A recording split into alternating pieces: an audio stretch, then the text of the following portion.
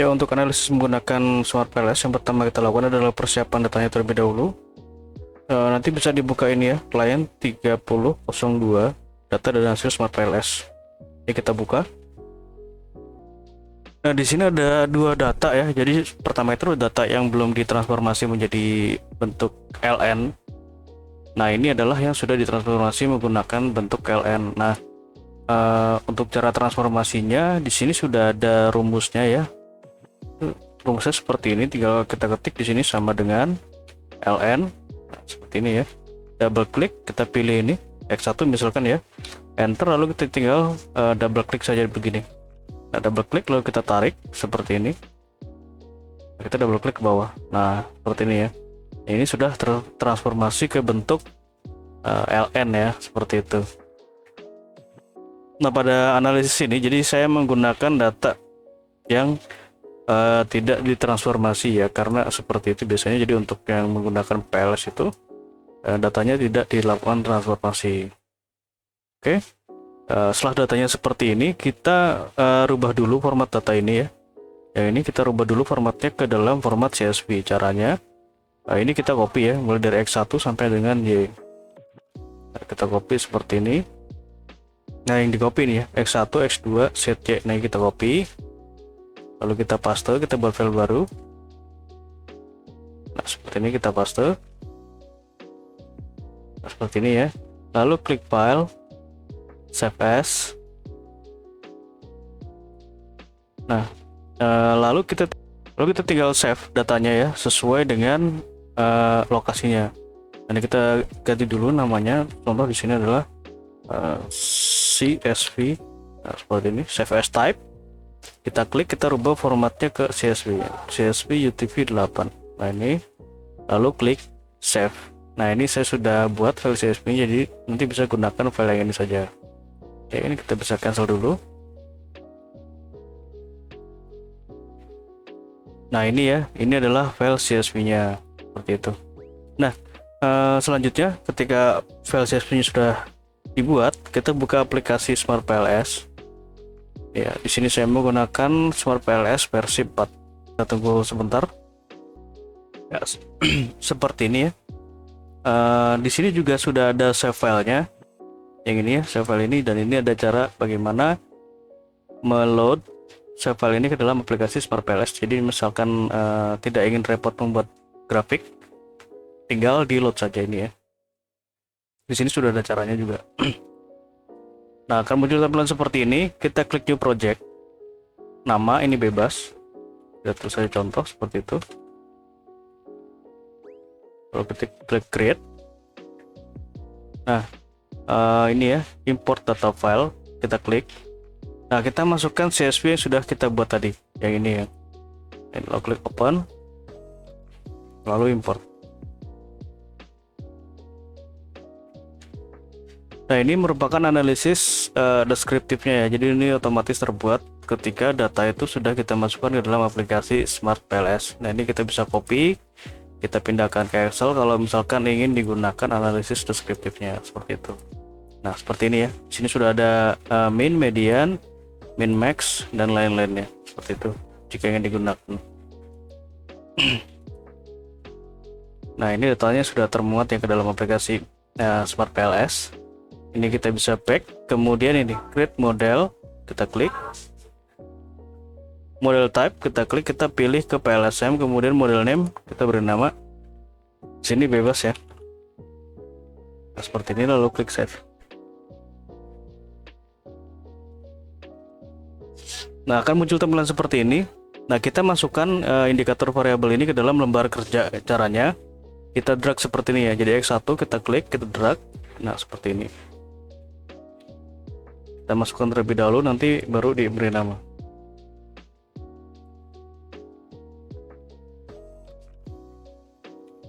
Nah, seperti ini ya.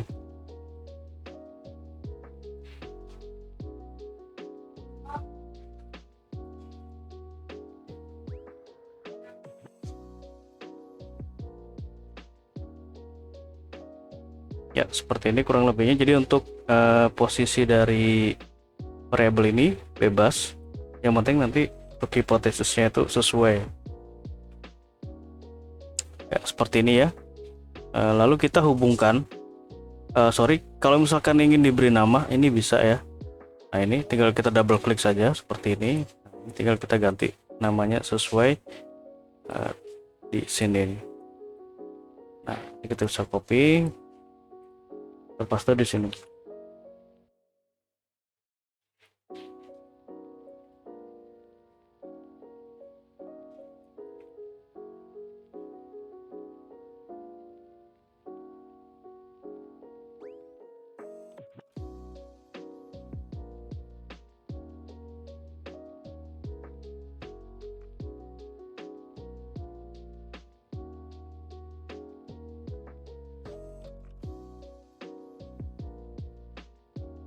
Nah setelah diberi nama, kita hubungkan dengan menu connect ya. Kita klik connect ini. Jadi X1 ke Z, X2 ke Z, X1 ke Y, X2 ke Y, kemudian Z ke Y. Nah seperti ini. Lalu kita lakukan pengujian yang pertama, itu adalah kita menguji ini ya, PLS algorithm. Nah, PLS algorithm nanti kita lakukan pengujian. Di sini ada pengujian R-square dan F-square. Nah untuk pengujian, sebelum melakukan pengujian kita bisa save dulu, save. Nah, lalu klik calculate, kemudian ini PLS algorithm, lalu start calculation.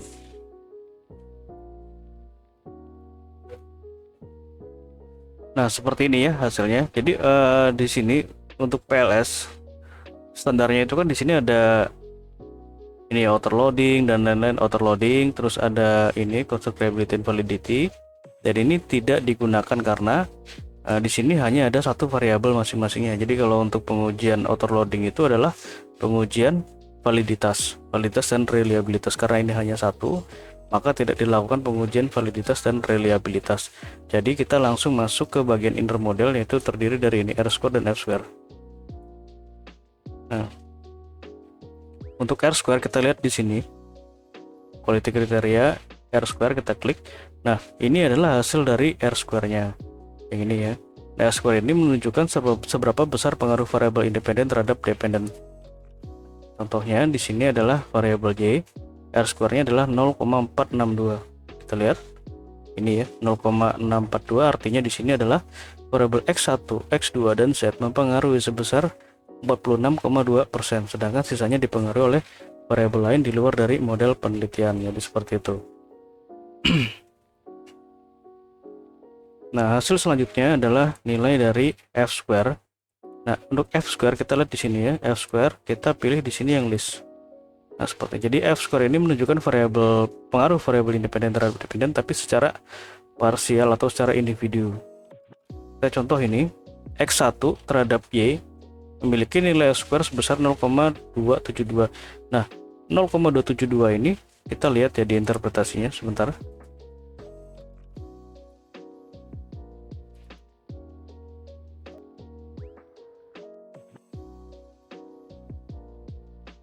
Nah, kita lihat di sini interpretasinya. Jadi, nilai 0,272 itu tergolong dalam kategori sedang. Nah, sedang itu diperoleh dari sini. Jadi, dia itu sudah lebih besar dari 0,15 tapi lebih kecil dari 0,35. Nah, ini dalam kategori dan seperti itu ya. Kemudian, X1 terhadap Z nilainya adalah 0,096. Nah, ini di bawah 0,15. Maka ini dapat dikatakan dalam kategori kecil, seperti itu ya. Nah, selanjutnya di sini ada pengujian chi-square ini ya. Chi-square ini jadi hampir sama cara membacanya dengan F-square. Jadi chi-square ini secara sama dengan R ini ya. Jadi secara bersama-sama atau secara berkelompok. Nah, untuk pengujian chi-square atau predictive relevance caranya, ini kita bisa save dulu. Kita save. Nah, ini kita save di dalam aplikasi Smart PLS ya. Terus sini.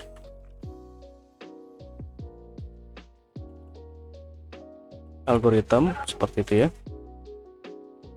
Nah, kemudian kita juga bisa save file ini ke luar dari aplikasi Smart PLS ya, dengan klik ini Excel, kemudian export.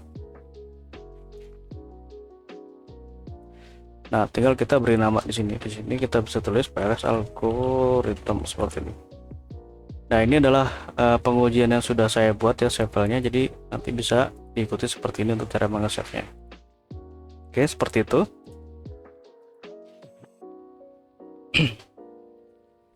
Nah, untuk pengujian chi-square caranya klik calculate, kemudian ini ya blindfolding, lalu start calculation.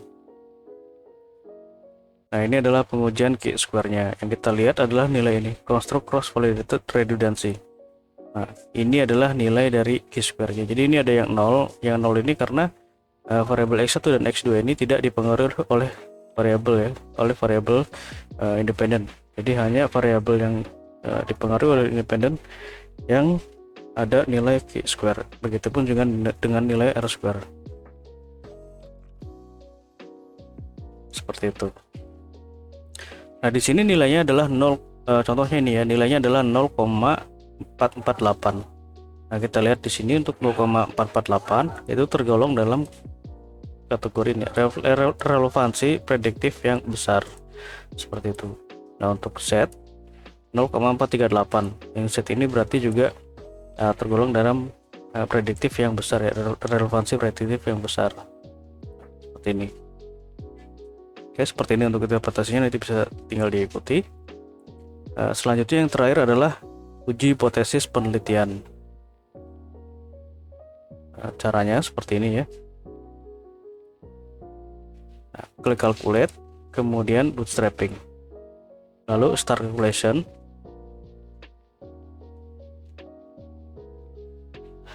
Nah, ini adalah hasil dari pengujian hipotesisnya.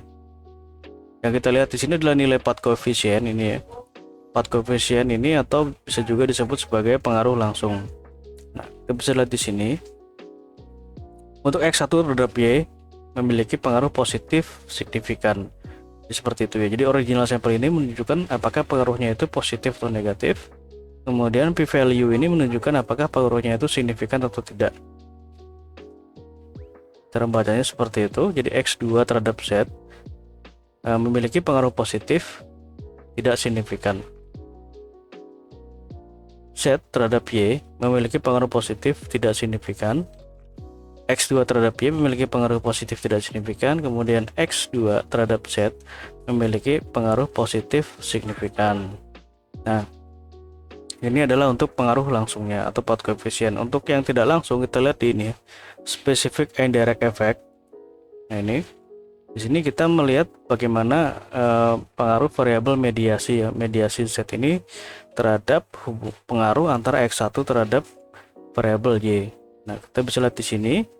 Jadi X1 terhadap Y melalui Z yang dimediasi oleh Z memiliki pengaruh positif tidak signifikan. X2 terhadap Y yang dimediasi oleh Z memiliki pengaruh positif tidak signifikan. Seperti itu. Dan untuk interpretasinya nanti bisa dilihat di sini ya. Oke. Sekian untuk pengujiannya. Jika ada yang kurang jelas nanti bisa ditanyakan. Terima kasih.